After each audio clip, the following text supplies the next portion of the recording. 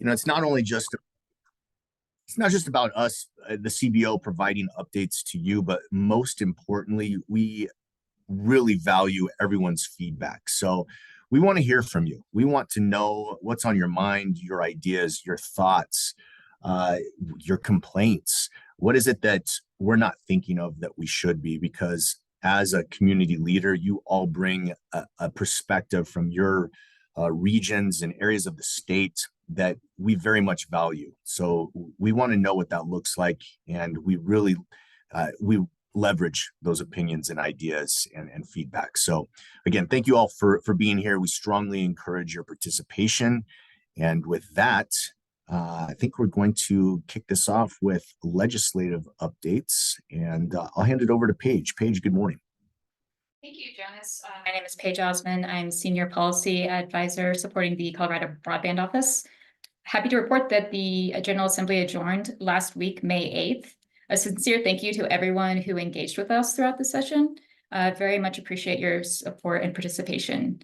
A few legislative updates related to broadband. Some bills that passed were HB 24-1336. This is the Sunset Broadband Deployment Bill. Related to that bill is the Sunset Review of High Cost Support Mechanism Bill. So that would be HB 24-1234.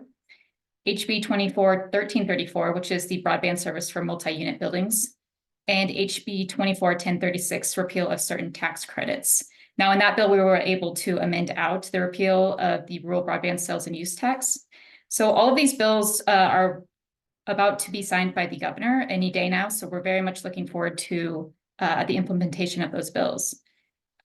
Some bills that failed to pass were SB 2491, rights of way permits for broadband deployment, as well as HB 24-1245, that would be the fair labor practice requirements for broadband projects. So in the interim between now and next session, which would be January 2025, the Joint Technology Committee, which is OIT's oversight committee, will be meeting throughout the year. Their next meeting will be on June 5th. However, the agenda hasn't been finalized yet. There will be broadband updates, though, at some point, so we will continue to keep you posted on those. Again, thank you so much for engaging with us this session, and we look forward to working with you in the interim as well as next session. And I believe you will be hearing from Delia. Yeah, good morning, everyone. I'm going to be talking about the workforce development efforts. The workforce plan was a partnership that includes stakeholders, CBO, and the CDLE staff members. By the end of 2026, the goal is to implement and support 3,000 new positions in broadband and in construction. When the plan was created, we identified several challenges, as you can see. Career path awareness, certification programs for broadband installation and maintenance positions, time frame to stand up a program and curriculum created with industry participation. So we start thinking about solutions, and among those solutions is the creation of a core working group. This group has started to meet already and consists of stakeholders and state departments, but we still need a few more representatives, and this is where we need your help because we need to fill out there a couple of roles. We need representatives from tribal, ISP, and additional state departments like the Department of Correction. So if you know of anyone, please send their contact information to either Mike Murphy or myself. The core group will be focusing also on establishing programs and curriculum, especially that's something that we want to make sure that the curriculum is still valid. We want to generate curriculum for any missing training and, of course, start pilot training. And once again, we have participation from different stakeholders that have been supporting us and are going to keep supporting us following, the next couple of years. Can we go to the next slide, please?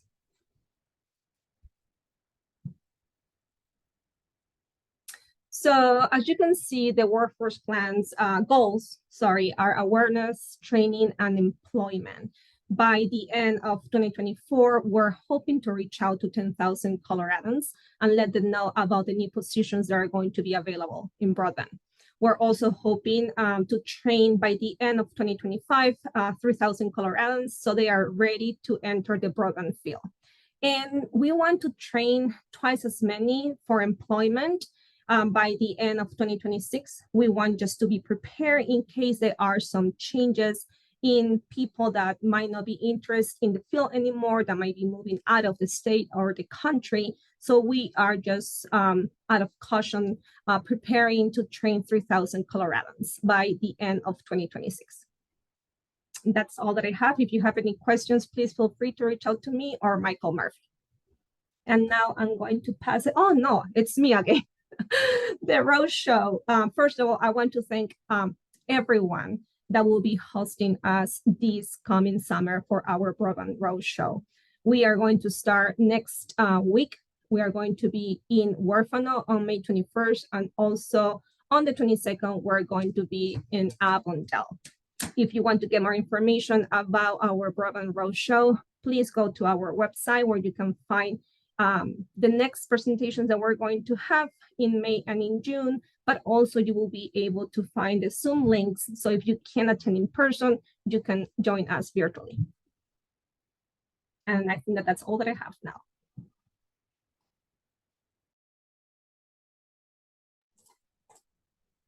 Okay, thank you, team. So short and sweet updates today, but if now it's your turn, you can ask us questions. You can enter your questions in the chat, or you can raise your hand and just go ahead and ask your questions. So now is your time to do that. So are there any questions or comments?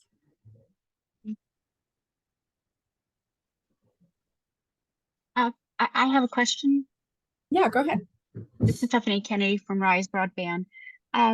For the legislative update, I know that some of them passed, the fair labor practices failed.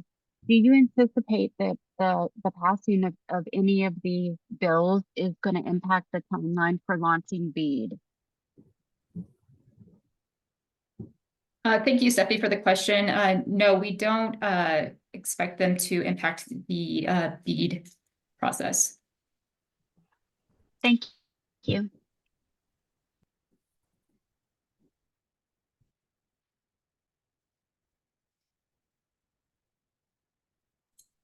I've got a question. Hey, Delia, I'm curious what the roadshow coming up and going to each region, what can folks expect us to talk about in those roadshows? Yes, during the roadshow, we're going to be talking about BEAD. We're going to talk about CPF, digital inclusion, affordability, and any updates that are happening in the region.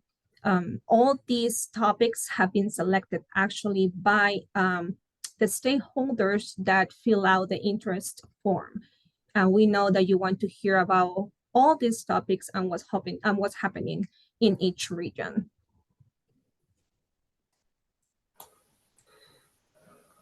Thank you. Hey, I got a question. For it, Scott, what's up? I'm just kind of curious on an update as far as the outlook for the BEAD application process. Jonas, can you take that one? Yeah, absolutely. Things are moving along quite well with BEAD right now. We're still working very closely with the NTIA on having our Volume 2 proposal approved, and that's expected to happen any day now. In addition to that, we've just completed a contract to bring on, or executed a contract to bring on, a consultant that is going to be helping us through the application process. And right now the timeline is looking like probably sometime in Q4 that we would be opening up the BEAD application intake. Start looking at those applications. And then in addition to that, or I should say in parallel to that, we are working through some of the data when it comes to our extremely high cost threshold, to look at alternative technologies, and also putting together the data that will outline our project areas. So all of that will be included in what that application intake process looks like, and help further that along. that answer your question, Scott? Anything else around No, that? no, absolutely. I was just high level, so thanks for the ballpark. That sounds great. Yeah, you got it. And public comment will be open. Sorry, Janice, I didn't catch if you said this or not, but public comment will be open for project area map and then guidelines too. So we'll be taking public comment. We'll make sure everybody is well aware when that window opens. Absolutely. Thank you. Yeah. Other questions? Comments? I'm sorry, I have one follow-up. I just want to clarify that you are expecting to open the BEAD application window in Q4. It's a little different than what's posted on the website, so I just want to clarify that point. What do we have posted on the website? I think it says Q3 fall. Yeah, with this, I think that there's always some adapting and improvising that we have to do based on unforeseen challenges. I think right now, maybe even though it says Q3, to be very transparent, I think Q4 is probably a little bit more accurate. Great, thank you so much. I appreciate that. You're welcome.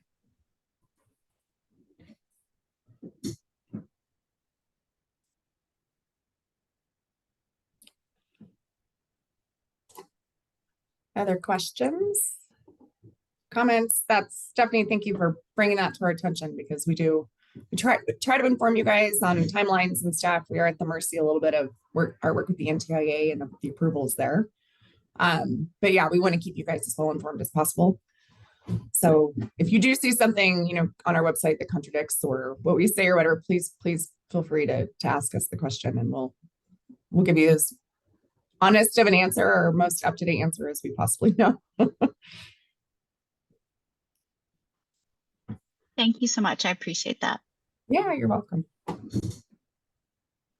What else? Anything else that's on your minds? Update us on where you are in your work too. If you guys are waiting on us for information, or is there anything we can help with in terms of putting together your project plans and stuff? This is a good time to bring that information up too.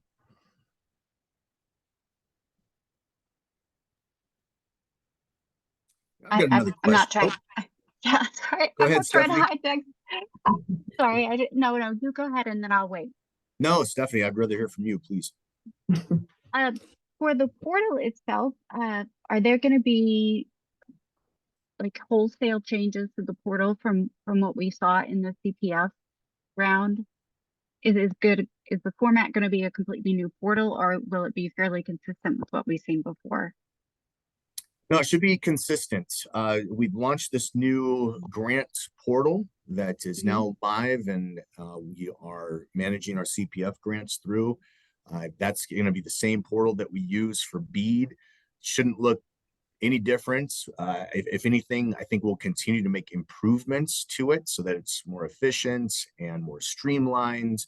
But as far as the look and feel, it should all be the same. Just continue to work better and better each time.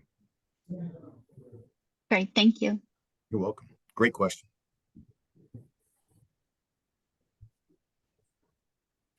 And I had another question for Delia. You mentioned with the workforce development plan, 3,000 new jobs that we're creating. Where would somebody apply for those jobs? They just go on the state's website to apply for those, or what is that going to look like? Yeah, we're going to be working on that actually during the core working group. We are going to start creating subcommittees or subgroups. They're going to start with the first goal, that is awareness. And that's when they're going to start targeting different organizations that we're hoping they're going to support us to spread the word. We're also, of course, going to be using different communication channels like websites. We're also going to be using social media quite a bit, and also attend different events that are going to be happening, especially during the summer. And another organization that we are thinking of reaching out is the Colorado Department of Newcomers. We want to be working very close with them and see how we can support each other. So there's more to come. The core work group, we met last week. And we are going to start creating the subcommittees, and we're going to be targeting all these goals.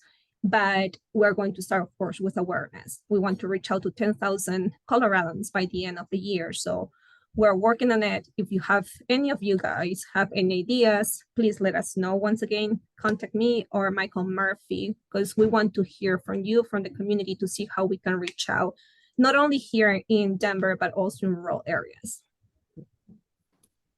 And I'll add that also that's another important reason we want the ISPs represented at the table, because if we create a curriculum that meets their needs, then those positions just, I mean, those individuals just naturally would be accessible and probably a good candidate for those ISPs to continue.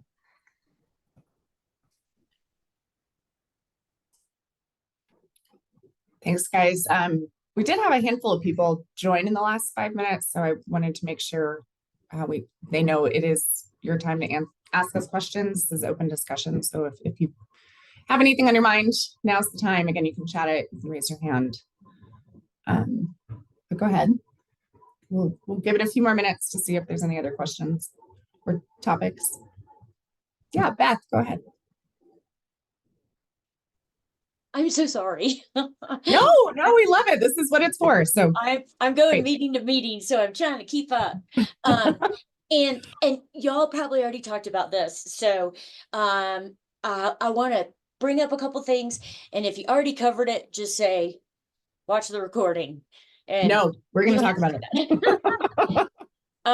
Okay, so from, we have our little regional group up here, Clear Creek, Gilpin, Nederland, Idaho Springs, Georgetown, all meeting together, sometimes Larimer, sometimes Jeffco.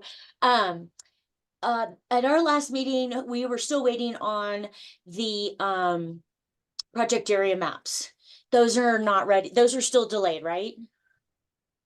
Yeah, actually, Megan's on the call. So Megan, I don't know if you want to give an update on project area maps. Yeah, so we're still working on the development of the project area maps. We cannot finalize them until we have an approved version of until our challenge process results are approved by the NTIA. Okay. So we're still wrapping up the end of the challenge process and submitting those results. So once, we'll have to go through the whole NTIA approval process, and then we'll be able to publish the project area maps. I think we're aiming for early July to have that ready. Okay. At this point, but again, as Jonas or Lauren mentioned, timelines are sort of a tough thing to estimate when you're working with so many moving parts. Yeah, no doubt. And then let's see. I know the BEAD grant got pushed to, is it to 25 or is it to the fall of 24? When we open the cycle so that we can make application. Yeah, we're right now looking at probably Q4 to Okay. open up the application intake process. Okay.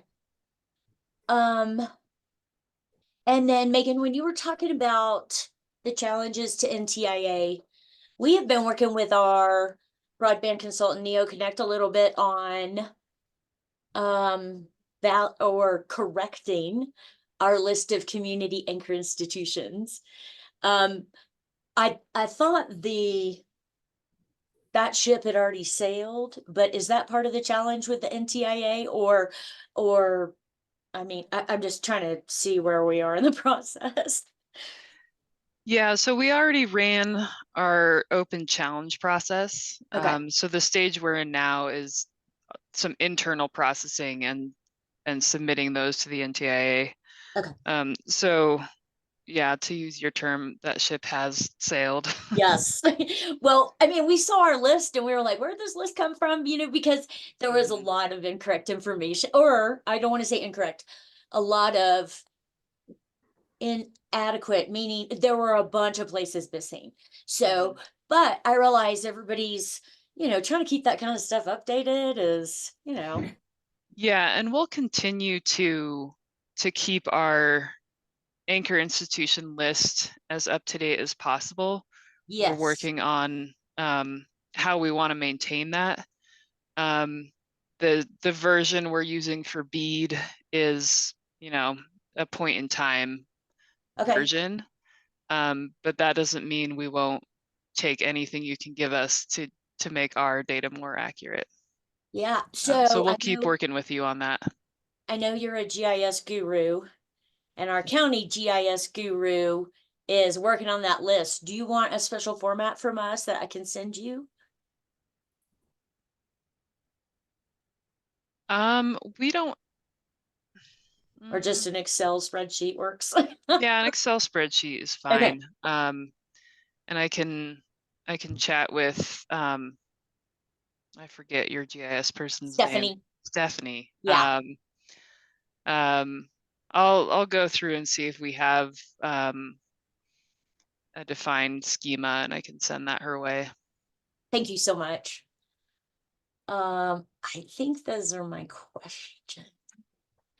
If anybody, yeah, sorry, I'm late, I know.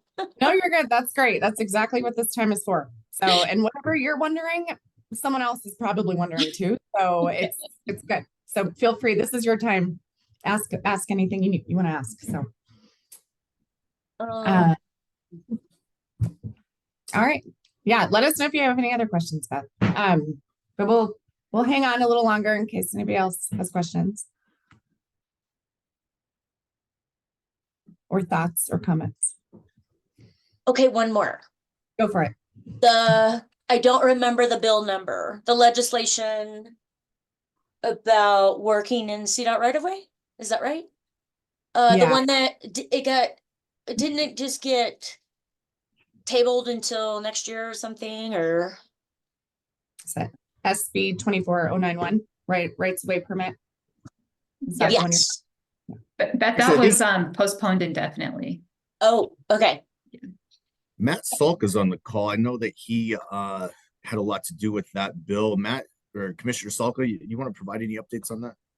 Yeah, unfortunately, that was killed. It lost 3-4. Hey, Beth, and so it's not. It did not proceed. But what has that done? That has opened up conversations. I actually had a meeting this morning with Ali Axley with CDOT and discussions of unsolicited proposals, and try to improve that process in the CDOT right away. So starting those conversations. So the failure of the 91 being killed has opened up other doors to discuss with CDOT. Awesome. Thanks for your work on that. And then the next one, I don't know if that's you too, Commissioner, the fair labor one. Did you work on that one too? That I wasn't, no. Okay. That one tabled indefinitely as well? But yes, that one died in Senate appropriations. It just wasn't heard, so it died on the calendar. Do you think it's going to come back? I don't believe so. Can I ask who's the proponent of that bill? I mean, not the legislator. Is That it was the industry, sorry. the union industry, or Yeah, CWA, the Communication Workers of America. Okay. All right.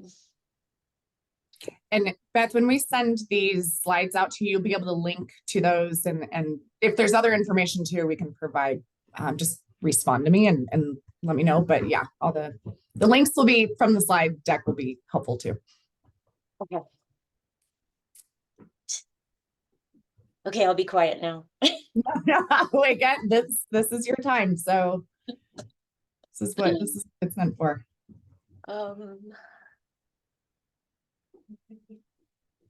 Oh, kudos to Michael Murphy and the workforce group and Delia. Great meeting. Thank you. Yeah, kudos. It doesn't have to be questions or comments. It can be kudos too. So thank you. All right. Anything else? Give it just a couple more seconds.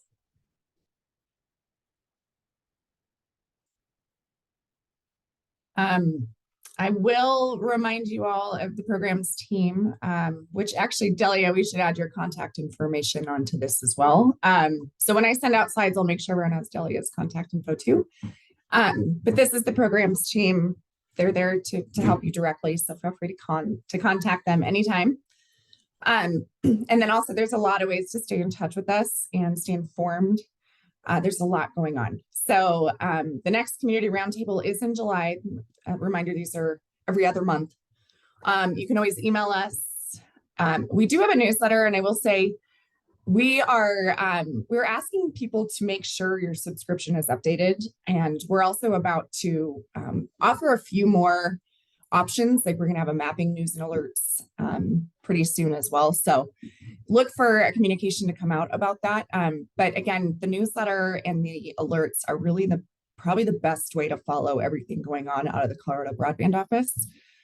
So if you haven't, or you just aren't sure you're receiving our newsletters or our alerts, you can go onto our, like I said, I'll send the slides, but you can go onto our website as well and find it. We're also on social, and then we have a web page where whenever we get news coverage or an article, again, another way to kind of hear what's going on.